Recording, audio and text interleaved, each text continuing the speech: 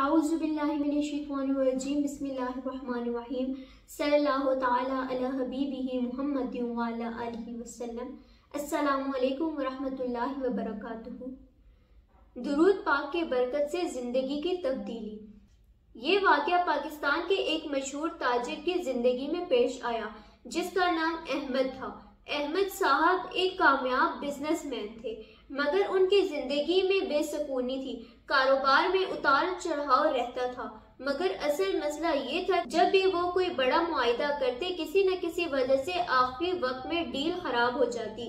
उसके अलावा घर में भी बेबरकती थी, हर वक्त झगड़े और परेशानियों का सामना रहता था।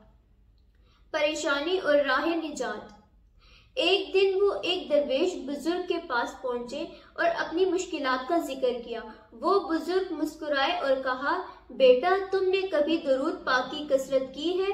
अहमद साहब ने सर झुका लिया और कहा, बस कभी कभार जुम्मे के दिन पढ़ लेता हूँ, कभी पाबंदी से नहीं पढ़ा। बुजुर्ग ने कहा, तुम चाहते हो कि तुम्हारी जिंदगी में सुकून और बरकत और कामयाबी आए तो रोजाना कम से कम 1000 मरतबा दुरूद पाक पढ़ो और ये अमल 40 दिन तक जारी रखो।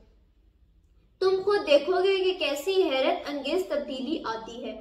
दुरूद शरीफ का असर। अहमद साहब ने बुजुर्ग के हुक्म पर अमल करना शुरू कर दिया। पहले दिन ही उनके दिल में एक अजीब इत्मीनान पैदा होने लगा। चंद दिन बाद उनके कारोबार में जो रुकावटें थी वो आहिस्ता आहिस्ता दूर होने लगी।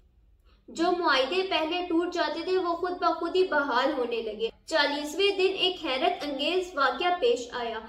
अहमद साहब एक बहुत बड़ी डील के लिए किसी गैर मुमालिक कंपनी के नुमाइंदों के साथ बैठे हुए थे। ये डील उनके कारोबार के लिए इंतहाई अहम थी। मुलाकात के दौरान बगैर किसी खास वजह के कंपनी के नुमाइंदे खुद ही इस डील के मुआहिदे पर दस्तखत करने पर राजी हो गए। जब अहमद साहब खुशी से दफ्तर वापस आए तो एक हैरत अंगेज खबर मिली। उनके पुराने कर्जदार जो कई साल से कर्ज नहीं दे रहे थे, उन्होंने भी फौरन कर्ज दे दिया।